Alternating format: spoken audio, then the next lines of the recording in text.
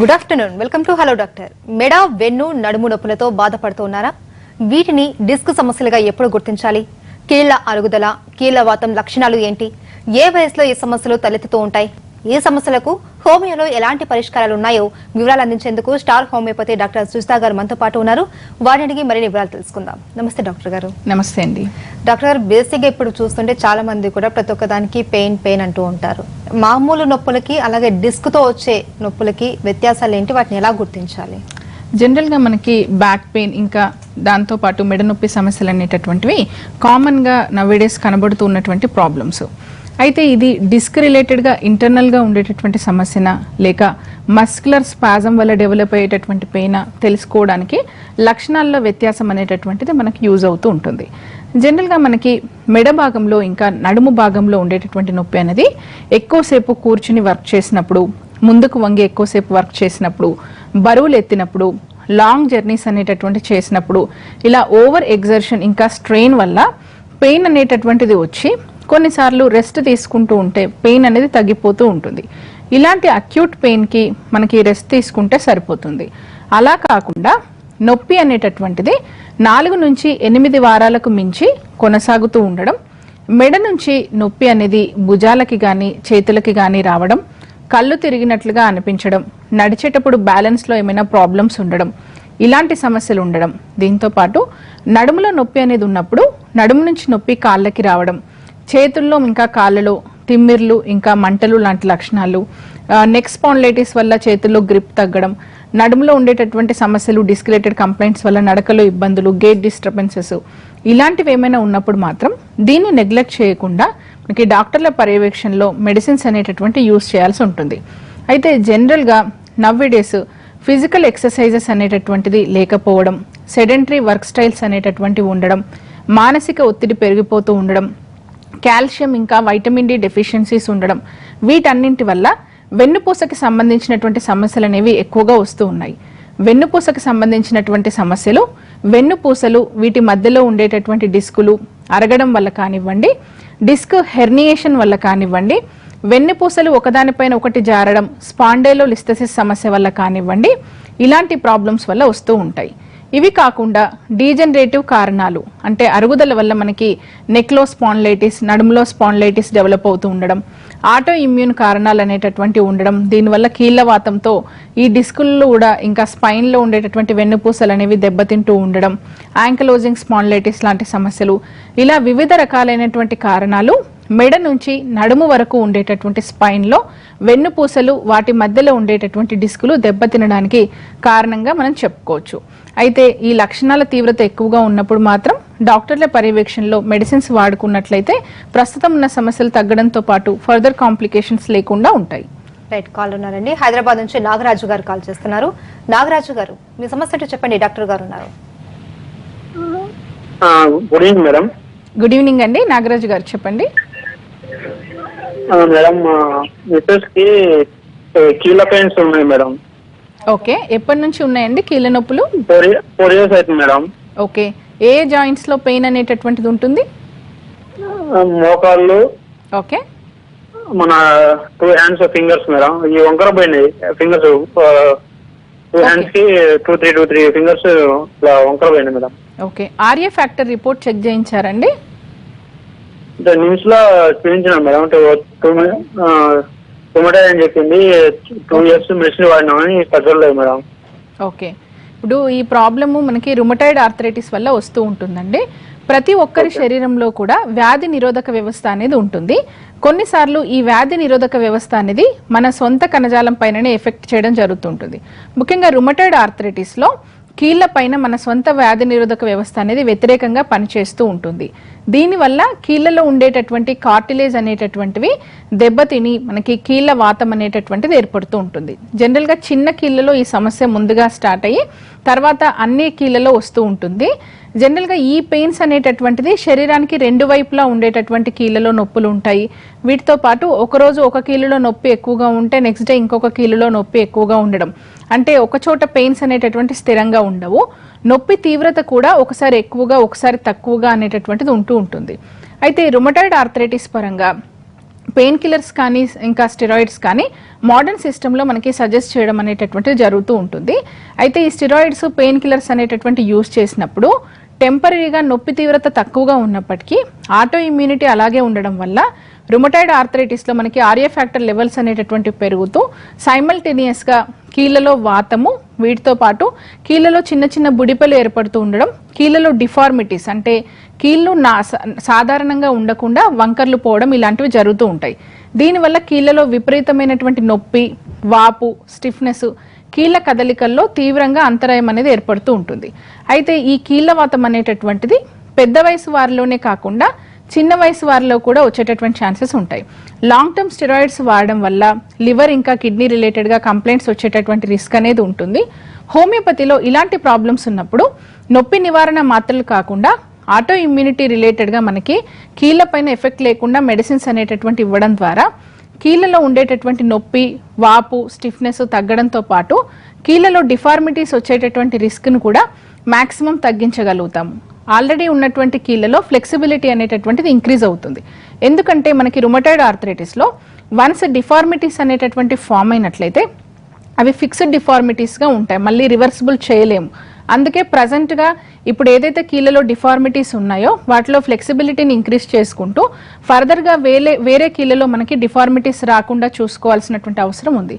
డెఫినెట్గా మీరు మీ మిస్సెస్కి ఉన్నటువంటి ప్రాబ్లం పరంగా ఒకసారి హోమియో ట్రీట్మెంట్ని ట్రై చేయొచ్చండి.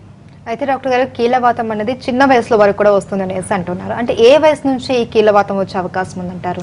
జనరల్గా మనకి కీళ్ళవాతం రిలేటెడ్గా చూసుకున్నట్లయితే కీళ్ళ అరుగుదల అనేది 40 ఏళ్ల పైబడినటువంటి వారిలో ఎక్కువగా వస్తూ ఉంటే కీళ్ళ వాతం అనేది జనరల్గా యుక్త వయసు వారిలో 20 ఇయర్స్ పైబడి ఉన్నటువంటి వారిలో ఎక్కువగా వచ్చేటటువంటి అవకాశాలను చూస్తూ ఉంటాం.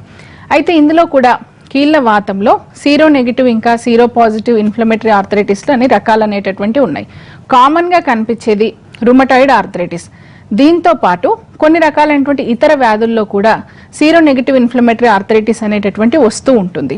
సోరియాసిస్ లాంటి చర్మ సంబంధ సమస్యలు ఉన్నటువంటి వారిలో 30% కీళ్ళవాతం బారిన పడేటటువంటి అవకాశాలనే ఉన్నాయి.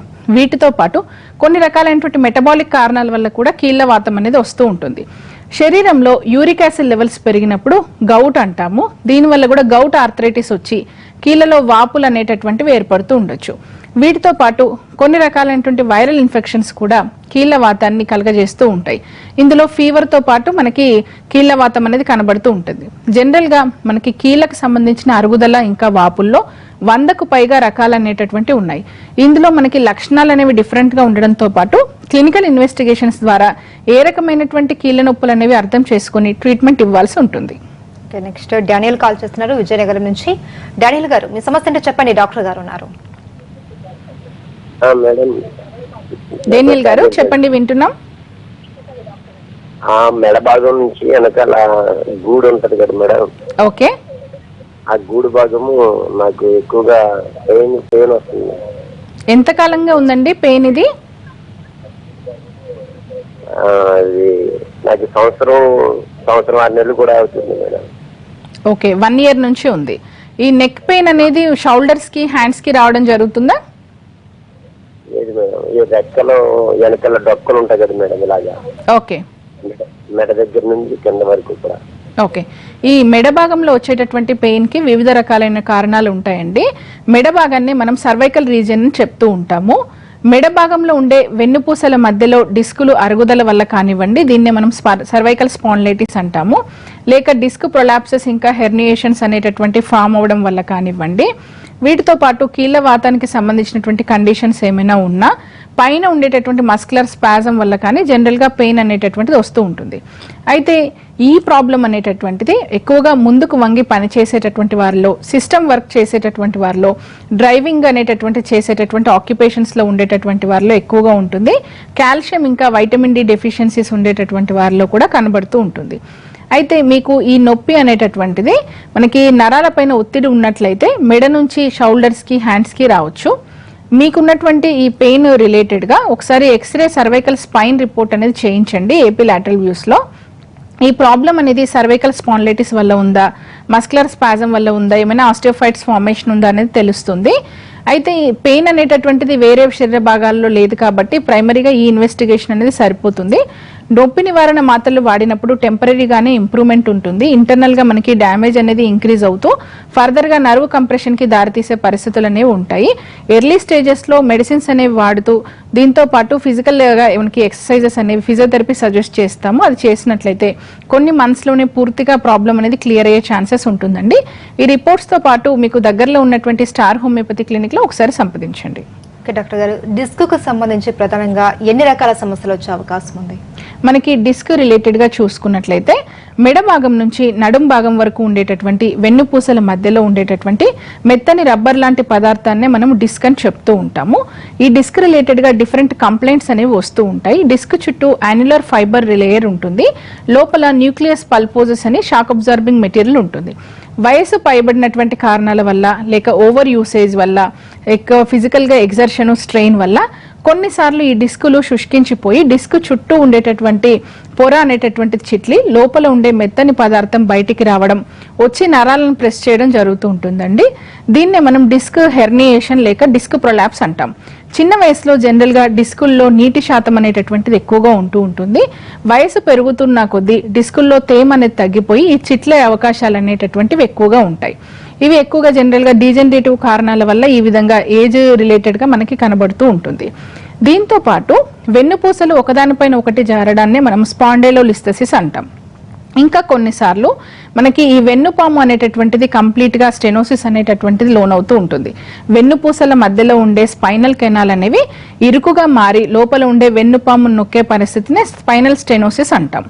వీటితో పాటుగా మనకి మెడ భాగంలో కానీ నడుం భాగంలో కానీ స్పైన్ ని సపోర్ట్ చేస్తూ కండరాలు అనేటటువంటివి ఉంటాయి. వాటిలో స్పాజమ్స్ ఉన్నప్పుడు కూడా మనకి ఇంటర్నల్ గా నరాలపైన ఒత్తిడి ఏర్పడి ఆ పర్టికులర్ ప్లేసెస్ లో పెయిన్ అనేది వస్తూ ఉంటుంది. ఇలా మనకి స్పైన్ రిలేటెడ్ గా డిఫరెంట్ కంప్లైంట్స్ ఉంటాయి. డిస్క్ ప్రొలాప్సెస్ అవనివ్వండి, స్పాండైలోలిస్థెసిస్ కానివ్వండి, స్పైనల్ స్టెనోసిస్ కానివ్వండి, సర్జరీ ఒకటే పరిష్కారం అని ఎర్లియర్ అనుకునే వాళ్ళు. బట్ మల్టిపుల్ ప్లేసెస్ లో డిస్క్ రిలేటెడ్ కంప్లైంట్స్ ఉన్నప్పుడు సర్జరీ అనేటటువంటిది టెంపరీగా లక్షణాల నుంచి ఉపశమనం ఇస్తుంది, కానీ మళ్ళీ ప్రాబ్లం రిపీట్ అవ్వకుండా చూడలేదు. ఎమర్జెన్సీ కండిషన్స్ లో మాత్రమే సర్జరీ అనేది రిక్వైర్మెంట్ ఉంటుంది. స్పైన్ రిలేటెడ్ గా ఉండే కంప్లైంట్స్ లో 90% వరకు వితౌట్ సర్జరీ మెడిసిన్స్ ద్వారా క్లియర్ అయ్యే విధంగా హోమియోలో మంచి ట్రీట్మెంట్ ఆప్షన్ అనేది అందుబాటులో ఉంది. హలో డాక్టర్, కాల్ ఉన్నారండి. ప్రభావతి గారు కాల్ చేస్తున్నారు ఢిల్లీ నుంచి. ప్రభావతి గారు, మీ సమస్య ఏంటో చెప్పండి. డాక్టర్ గారు ఉన్నారు. గుడ్ ఈవినింగ్ అండి. గుడ్ ఈవినింగ్ అండి, ప్రభావతి గారు చెప్పండి. అండి, నాకు at the age of 13 years ఉన్నప్పుడు రొమాటిక్ ఫీవర్ విత్ అంటే రొమాటిక్ అథరైటిస్ అని చెప్పారు. ఓకే. అప్పుడు 8 years నేను అలోపతి మెడిసిన్ ఇంజెక్షన్ తీసుకునేదాన్ని. ఎవ్రీ 21 days కి ఒక పెనింజర్ ఇంజెక్షన్ తీసుకునేదాన్ని. ఓకే. ఆ తర్వాత అగైన్ 8 years తర్వాత మళ్ళీ సేమ్ ప్రాబ్లం అప్పుడు వచ్చి చేతులు కొంచెం కాళ్ళు వంకర అయిపోయి పెయిన్ రావడం, మళ్ళీ హాస్పిటలైజ్ చేశారు. ఓకే. అప్పుడు తర్వాత నేను 2 years కంటిన్యూస్ గా హోమియోపతి మెడిసిన్ వాడడంతో క్లియర్ అయ్యింది. తర్వాత మ్యారేజ్ అయింది, 2 పిల్లలు కూడా పుట్టారు. ఓకే. ఇప్పుడు ప్రస్తుతం ఏంటంటే నా క్వశ్చన్, ఈ రొమాటిక్ అథరైటిస్ అనేది వంశపరంగా ఏమైనా వస్తుందా? మా పిల్లలకి వస్తుందా ఓకే. రొమాటిక్ ఫీవర్? ఓకే అండి, జనరల్ గా మనకి కీళ్ళ వాతానికి సంబంధించినటువంటి సమస్యలు వంశపారంపర్యంగా వచ్చే అవకాశాలు ఉంటాయి. అయితే ఇప్పుడు మీకు ఉంది కాబట్టి మీ కిడ్స్ కి కంపల్సరీ రావాలని ఏం లేదండి. జనరల్ గా ఇది మనకి పిల్లల్లో చూసినట్లయితే ఈ కీళ్ళవాతం ఉండేటటువంటి పేరెంట్స్లో ఉండేటటువంటి పిల్లల్లో వచ్చే అవకాశాలు ఎక్కువగా ఉంటాయి. మీకు ఉంది కాబట్టి మీ కిడ్స్కి 100% రావాలని లేదు. బట్ ఇతర వేరే పిల్లలతో పోల్చినప్పుడు ఇద్దరు పేరెంట్స్కి ఉంటే కొంచెం ఎక్కువ అవకాశాలు ఉంటాయి. ఒక్కరికి ఉన్నప్పుడు కొంచెం తక్కువగా మనకి ఈ ప్రాబ్లం వచ్చే అవకాశం అనేది ఉంటుంది. ఖచ్చితంగా వస్తుంది అనేది ఏముండదు, కాబట్టి అట్లా టెన్షన్ ఏం తీసుకోవాల్సిన అవసరం లేదండి. ఓకే. అండ్ సయాటికా గురించి చెప్తారా? సయాటికా కూడా ఈ మధ్య కాలంలో ఎక్కువగా చాలా మంది దానివల్ల సఫర్ అవుతున్నారు. అది రావడానికి మెయిన్ రీజన్ ఏంటంటారు? ముఖ్యంగా సయాటికా అనేది మన శరీరంలో ఉండేటటువంటి అతి పొడవైనటువంటి నరము. మనకి నడుం ప్రాంతం నుంచి ఈ పిరుదుల గుండా పిక్కల వరకు కాలి మడమ భాగం వరకు ఉండేటటువంటి నరం అండి. ఇది కాలి వెనుక భాగంలో మనకి సయాటికా ప్రాబ్లం ఉన్నటువంటి వారిలో నొప్పి అనేది ఉంటుంది. ఇది నడుము నుంచి ప్రారంభమై ఏదైనా ఒకవైపు కాలికి కానీ రెండు వైపులా కానీ కాలి వెనక భాగం గుండా పాదాల వరకు రావడం అనేటటువంటి జరుగుతూ ఉంటుంది. సయాటికా ప్రాబ్లం అనేటటువంటిది రావడానికి డిస్క్ ప్రొలాప్సెస్ కానివ్వండి, స్పాండైలోలిస్థెసిస్ కానివ్వండి, స్పైనల్ కెనాల్ స్టెనోసిస్ కానివ్వండి, యాంకలోస్పిజింగ్ స్పాండిలైటిస్ వల్ల డిస్క్ రిలేటెడ్ అరుగుదల ఉండి నరాలపైన ప్రెషర్ ఉండడం కానివ్వండి, పైరిఫార్మి సిండ్రోమ్ కానివ్వండి రీజన్గా చెప్పుకోవచ్చు. నడుము ప్రాంతంలో మనకు చూసుకున్నట్లయితే L4 L5 మనకి L3 L4 L5 S1 S2 ఇక్కడ ఉండేటటువంటి నరాల సమూహమే మనకి సయాటికా నరంగా మనకి ఉంటుంది. నడుము ప్రాంతంలో ఉండే వెన్నుపూసల మధ్యలో డిస్కులు అరిగి మనకి బయటికి వచ్చి నరాలను ప్రెస్ చేసిన, వీటితో పాటు స్పాండిలోలిస్థెసిస్ వల్ల వెన్నుపూసలు ఒకదానిపైన ఒకటి ఒరగడం జరిగిన, లేక స్పైనల్ కెనాల్ స్టెనోసిస్ అనేటటువంటివి ఏదైనా బినైన్ ట్యూమర్స్ కానివ్వండి ఇతర కారణాల వల్ల అయినప్పుడు, ఇంకా నడుం ప్రాంతంలో ఉండేటటువంటి కండరం పైరిఫార్మిస్ కండరం స్పాజంకి లోనై కింద ఉండేటటువంటి సయాటికా నరాన్ని ప్రెస్ చేసినప్పుడు ఇలా డిఫరెంట్ రీజన్స్ వల్ల నడుం ప్రాంతంలో ఉండే సయాటికా నరం పైన ఒత్తిడి పడి నొప్పికి కారణం అవుతుంది. కాలి వెనుక భాగంలో ఉండేటటువంటి ఈ నొప్పి అనేది మనకి ఎలక్ట్రిక్ షాక్ లాగా కానీ, ఆల్ ఆఫ్ ఎ సడన్గా మనకి జల్లుమన్నట్టుగా కానీ, ప్రిక్కింగ్ పెయిన్గా కానీ, లాగినట్టుగా కానీ ఇలా డిఫరెంట్గా ఉంటుందండి. జనరల్గా ఈ పెయిన్ అనేది ముందుకు వంగినప్పుడు, ఓవర్ ఎగ్జర్షన్ వల్ల దగ్గినప్పుడు కానీ, తుమ్మినప్పుడు కానీ, కాలి భాగాన్ని మనకి మోకాల దగ్గర వంచకుండా పైకి లేపినప్పుడు కానీ ఎక్కువ అవ్వడం అనేది చూస్తూ ఉంటాము. అయితే ఈ సయాటికా ప్రాబ్లం అనేటటువంటిది ఉండడం వల్ల నొప్పి తీవ్రత ఎక్కువగా ఉండడంతో పాటుగా కొన్నిసార్లు తిమ్మిర్లుగా అనిపించడం, మంటలుగా ఉండడం, నడిచేటప్పుడు బ్యాలెన్స్ రిలేటెడ్గా ప్రాబ్లం అనేటటువంటిది ఉండడం, ఇలాంటి సమస్యలు అనేవి కూడా అవుతూ ఉంటాయి. అయితే సయాటికా ప్రాబ్లం ఉన్నటువంటి ప్రతి ఒక్కరిలో కూడా స్పైన్ సర్జరీ రిక్వైర్మెంట్ అనేటటువంటిది ఉండదు. ముఖ్యంగా మనకి కంప్లీట్గా నరాలు అనేవి ప్రెస్ అయిపోయి కాడా ఈక్వెనా సిండ్రోమ్ అనేటటువంటిది ఉండి, దీంతో పాటు యూరిన్ బవెల్ ఇన్కాంటినెన్సెస్ అంటే మలమూత్రాలపైన మనకి నియంత్రణ కోల్పోవడము, కంప్లీట్గా నరాలు చచ్చబడిపోయి లేవలేని పరిస్థితులు, ఇలాంటి కండిషన్స్లో మాత్రమే స్పైన్ సర్జరీస్ అనేవి రిక్వైర్మెంట్ ఉంటాయి. ఇవి ఆల్ ఆఫ్ ఎ సడన్గా మనకి రోడ్ ట్రాఫిక్ యాక్సిడెంట్స్లో కానివ్వండి, హైట్స్ నుంచి పడిపోయినప్పుడు కానివ్వండి, స్పైన్ ఫ్రాక్చర్స్లో సంభవిస్తూ ఉంటాయి. అయితే డీజనరేటివ్ కారణాల వల్ల వచ్చేటటువంటి కండిషన్స్, కీళ్ళ వాతానికి సంబంధించినటువంటి ప్రాబ్లమ్స్, వీటితో పాటు ఎక్కువగా ఓవర్ యూసేజ్ ఆఫ్ జాయింట్స్, ఇంకా కొన్ని రకాల ఆక్యుపేషన్స్లో డ్రైవింగ్ కంటిన్యూస్గా చేయడం, ఎక్కువగా సిస్టమ్ వర్క్ చేయడం, ఇలాంటి కారణాల వల్ల డెవలప్ అయ్యేటటువంటి స్పైన్ రిలేటెడ్ ఇష్యూస్లో సయాటికా డెవలప్ అయినటువంటి వారిలో మనకి స్పైన్ సర్జరీస్ అనేవి ఇమీడియట్గా రిక్వైర్మెంట్ అనేవి ఉండవు. జనరల్గా నడుం ప్రాంతానికి ఎంఆర్ఐ రిపోర్ట్ అనేది చేయించినట్లయితే డిస్క్ రిలేటెడ్గా కంప్లైంట్స్ ఏమున్నాయి, నరాలపైన ఒత్తిడి ఎంత మేరకు ఉందనేది క్లియర్గా తెలుస్తుంది. దాన్ని బట్టి ఇది సర్జికల్ ప్రాబ్లమా, నాన్ సర్జికల్ కండిషన్ అనేది చూసుకోవాల్సి ఉంటుంది. మనకి మోడర్న్ సైన్స్లో ఈ ప్రాబ్లం పరంగా నొప్పి నివారణ మాత్రలు తప్ప వేరే ట్రీట్మెంట్ లేకపోవడం వల్ల ఈ మెడిసిన్స్ కంటిన్యూస్గా వాడినప్పుడు మనకి లివర్ రిలేటెడ్గా, కిడ్నీ రిలేటెడ్గా కాంప్లికేషన్స్ వచ్చే రిస్క్ ఉన్నందున కొన్ని మంత్స్ మెడిసిన్స్ ఇచ్చిన తర్వాత మనకి స్పైన్ సర్జరీ అనేది సజెస్ట్ చేయడం జరుగుతుంది. బట్ నవ్వేడేస్ అవేర్నెస్ అనేది చాలా పెరిగిందండి. ఆల్టర్నేటివ్ సిస్టమ్ ఆఫ్ మెడిసిన్స్లో సర్జరీ అవసరం లేకుండా స్పైన్ కంప్లైంట్స్కి, సయాటికాకి మంచి ట్రీట్మెంట్ అందుబాటులో ఉంది. అయితే మనకి ఈ స్పైన్ సర్జరీస్ అవాయిడ్ చేసుకోవడానికి మంచి ఈ ఆప్షన్ ఉంది కాబట్టి ఒకసారి ట్రీట్మెంట్ ప్లాన్ అనేటటువంటిది తీసుకుని దాని పరంగా ఉండేటటువంటి ఇంప్రూవ్మెంట్ అనేది చూసుకోవచ్చు. ఎందుకంటే ఈ సర్జికల్ కండిషన్స్ అనేటటువంటివి ఇమీడియట్గా చేయకపోతే రిస్క్ ఉండేటటువంటివి అనేవి ఎక్కువగా ఉండవు. కాబట్టి ఒకసారి ఆల్టర్నేట్ సిస్టమ్స్ అనేవి ట్రై చేసి ఇంప్రూవ్మెంట్ లేని పక్షంలో మనకి సర్జరీకి వెళ్ళొచ్చు. బట్ డెఫినెట్గా ఇలాంటి కంప్లైంట్స్లో మంచి ఇంప్రూవ్మెంట్ అనేది హోమియో ట్రీట్మెంట్ ద్వారా పాసిబిలిటీ ఉంది. డాక్టర్, కొన్ని రకాల సర్జరీల వల్ల అలాగే రోడ్డు ప్రమాదాల తర్వాత కూడా ఈ డిస్క్ సమస్యలు అనేవి ఎక్కువగా కనిపిస్తూ ఉంటాయి. చాలా మంది కూడా కంప్లైంట్ అదే ఇస్తూ ఉంటారు. సో దానికి ఎలా ఉంటుంది ట్రీట్మెంట్? మనకి బ్యాక్ పెయిన్ రిలేటెడ్గా చూసుకున్నట్లయితే స్పైన్ రిలేటెడ్గా కంప్లైంట్స్ పరంగా ముఖ్యంగా స్త్రీలకు సంబంధించి లోయర్ సెగ్మెంట్ సిజేరియన్ సెక్షన్ అంటే మనకి సిజేరియన్ డెలివరీ సమయంలో లింబార్ అనెస్థీషియా అనేటటువంటిది ఇవ్వడం వల్ల కొన్నిసార్లు ఈ స్పైన్ రిలేటెడ్గా పెయిన్ అనేటటువంటిది స్టార్ట్ అయ్యి ఇది క్రానిక్గా కొనసాగుతూ ఉండడం అనేది చూస్తూ ఉంటాము. అయితే దీనికి కొన్ని ఇతర కారణాలు కూడా ఉంటాయండి. వీళ్ళు ఫిజికల్ యాక్టివిటీ అసలు లేకపోవడం వల్ల మజిల్ స్పాజమ్స్ ఉండడము, బరువు పెరిగిపోతూ ఉండడము, లేక కాల్షియం ఇంకా వైటమిన్ డి డెఫిషియన్సీస్తో బాధపడుతూ ఉండడం కూడా అసోసియేటెడ్గా ఈ స్పైన్ రిలేటెడ్ కంప్లైంట్స్ అంటే బ్యాక్ పెయిన్ కంటిన్యూ అవ్వడానికి కారణంగా చూస్తూ ఉంటాం. అయితే డెలివరీస్ అనేటటువంటివి ఎక్కువగా అయినటువంటి వారిలో, అది సిజేరియన్ సెక్షన్స్ అయ్యేటటువంటి వారిలో కొంచెం ఈ నొప్పి తీవ్రత ఎక్కువగా ఉండి ఓన్లీ సర్జరీయే రీజన్గా అనుకుంటూ ఉంటారు. దీనికి ఇతర కండిషన్స్ కూడా ఉంటాయి. అయితే బరువు పెరగకుండా చూసుకోవడం, కాల్షియం ఇంకా వైటమిన్ డి డెఫిషియన్సీస్ లేకుండా చూసుకోవడము, ఇంకా నడుం ప్రాంతంలో ఉండే మజిల్ స్పాజంకి లోనవ్వకుండా వీలైనంత వరకు ఫిజికల్ యాక్టివిటీ ఉండే విధంగా చూసుకుంటూ మెడిసిన్స్ వాడుకున్నట్లయితే మంచి ఫలితం అనేది ఉంటుంది. ముఖ్యంగా రోడ్డు ప్రమాదాలు ఇంకా యాక్సిడెంట్స్, వీటి వల్ల స్పైన్ రిలేటెడ్గా కంప్లైంట్స్ అనేటటువంటి వస్తూ ఉంటాయి. అయితే ఫస్ట్ మనకి ప్రైమరీగా పెయిన్స్ అనేటటువంటివి ఏవి లేకుండా ఉండి తర్వాత లాటరన్ నొప్పి తీవ్రత ఎక్కువగా ఉంటూ మనకి కాంప్లికేషన్స్ని కలగజేస్తూ ఉంటాయి. అయితే ఇవి ఇంటర్నల్గా ఏ విధంగా ఉంది సమస్య అనేది రూల్ అవుట్ చేసుకోవడానికి ఇలాంటివి ఏమైనా ఇన్సిడెంట్స్ అనేవి ముందు జరిగి తర్వాత ఇప్పుడు నొప్పి అనేటటువంటి స్టార్ట్ అయినప్పుడు ఒకసారి క్లినికల్ ఇన్వెస్టిగేషన్స్ అనేవి చేయించుకోవాలి. స్పైన్ రిలేటెడ్గా ఎక్స్రే లేక ఎంఆర్ఐ రిపోర్ట్స్ అనేటటువంటివి డిస్క్ కంప్లైంట్స్ని రూల్ అవుట్ చేయడానికి బాగా హెల్ప్ చేస్తాయి. అండ్ అలాగే కీళ్ళ అరుగుదల అనగానే చాలా మంది రీప్లేస్మెంట్ కి ఎక్కువగా ఇంట్రెస్ట్ చూపిస్తూ ఉంటారు. చాలా మంది డాక్టర్స్ కూడా అదే సజెషన్ చేస్తూ ఉంటారు. సో అది ఎప్పుడు అవసరం అంటారు? జనరల్గా మనకి కీళ్ళ అరుగుదలనే ఆస్టియో ఆర్థరైటిస్ అని చెప్తూ ఉంటాము. ఇది లోకల్ లాంగ్వేజ్లో కీళ్ళ అరిగిందని అంటూ ఉంటారు. ముఖ్యంగా రెండు ఎముకలు కలిసే చోటునే మనం కీళ్ళు అని చెప్తూ ఉంటాము. ఈ కీళ్ళలో ఉండేటటువంటి కార్టిలేజ్ అనేది అరిగిపోయి పైన ఉండే సైనవిల్ పొర దెబ్బతిని సైనవిల్ ఫ్లూయిడ్ని రిలీజ్ చేయలేకపోవడం, ఆస్టియోఫైట్స్ అనేవి ఫామ్ అయ్యి ఎముకల మధ్యలో మనకి అడ్డుపడి ఈ కీలులో ఇన్ఫ్లమేషన్ని కలగజేయడాన్ని మనం ఆస్టియో ఆర్థరైటిస్, డీజనరేటివ్ ఆర్థరైటిస్, కీలు అరగడం అని చెప్తూ ఉంటాం. అయితే ఇందులో గ్రేడ్స్ అనేటటువంటివి ఉంటాయండి. ఎర్లీ స్టేజెస్లో జనరల్గా ఈ కీళ్ళ నొప్పులు స్టార్ట్ అయినప్పుడు ఎక్కువ దూరం నడవడము లేక విగరస్ ఫిజికల్ యాక్టివిటీ వల్లనే నొప్పులు అనేటటువంటివి ఉంటాయి.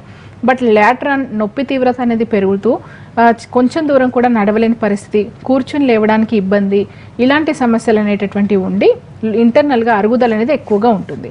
మనకి గ్రేడ్ 4లో జనరల్గా మనకి నీ జాయింట్ రిప్లేస్మెంట్ సర్జరీ అనేది రిక్వైర్మెంట్ ఉంటుందండి. మనకి ఎర్లీ స్టేజెస్లో హోమియో ట్రీట్మెంట్ పరంగా కార్టిలేజ్ రీకన్స్ట్రక్షన్కి మెడిసిన్స్ ఉంటాయి. సైనోవిల్ ఫ్లూయిడ్ లెవెల్ పెరిగి మనకి ఎముకల మధ్యలో మనకి లూబ్రికేషన్ అనేది ఇంక్రీజ్ అవుతూ ఉంటుంది. దీనివల్ల మనకి ఫ్రిక్షన్ అనేది తగ్గి నొప్పి తీవ్రత తగ్గడం, ఇన్ఫ్లమేషన్ తగ్గడం, ఆస్టియోఫైట్స్ ఫామ్ అయ్యేటటువంటి టెండెన్సీ తగ్గిపోయి నొప్పి తీవ్రత తగ్గే అవకాశాలు ఉంటాయి. అయితే జనరల్గా ఏంటంటే ఇది ఆల్ ఆఫ్ ఎ సడన్గా ఒకే రోజులో స్టార్ట్ అవ్వదు, గ్రాడ్యువల్గా నెమ్మదిగా మనకి ప్రోగ్రెస్ అయ్యేటటువంటి ప్రాబ్లం. కాబట్టి ఎవరైనా కూడా ఎర్లీ స్టేజెస్లోనే ఐడెంటిఫై చేసుకొని మెడిసిన్స్ వాడుకున్నట్లయితే lateral knee joint replacement surgery అనే వరకు మనకి రిక్వైర్మెంట్ లేకుండా మెడిసిన్స్ అనేటటువంటి వాడుకొని జాగ్రత్తలు తీసుకోవచ్చు. డాక్టర్, ఈ డిస్క్ సమస్యలకు సంబంధించి హోమియోలో శాశ్వత పరిష్కారం దొరుకుతుందంటారా? సో డెఫినెట్గా మనకి డిస్క్ కంప్లైంట్స్ రిలేటెడ్గా హోమియోలో పర్మనెంట్ సొల్యూషన్ అనేటటువంటిది ఉంటుంది. అయితే డిస్క్ ప్రాబ్లం ఉన్నటువంటి ఏ పేషెంట్లో అయినా వారికి సంబంధించినటువంటి క్లినికల్ హిస్టరీతో పాటు క్లినికల్ ఇన్వెస్టిగేషన్స్ని కోరిలేట్ చేసుకొని surgical condition non surgical condition మనం రూల్ అవుట్ చేస్తాము. స్పైన్ కంప్లైంట్స్లో అప్ టు 90% వరకు వితౌట్ సర్జరీ మెడిసిన్స్ ద్వారా క్లియర్ అయ్యేవి హోమియోపతిలో మనకి పాసిబిలిటీ అనేటటువంటిది ఉంది. స్పైన్ కంప్లైంట్స్ ఉండేటటువంటి వాళ్ళు ఒకసారి ఆల్టర్నేట్ సిస్టమ్స్లో హోమియోపతి ట్రీట్మెంట్ అనేది తీసుకుని ట్రీట్మెంట్ ఏ విధంగా ఉందనేది అబ్జర్వ్ చేసుకోవచ్చు. Okay, thank you so much doctor గారు. ఈ స్టార్ హోమియోపతిలో డిస్క్ సమస్యలకు సంబంధించి ఎలాంటి ట్రీట్మెంట్ ఉందో తెలియజేసినందుకు. ఇది వాళ్ళ హలో డాక్టర్, నమస్తే.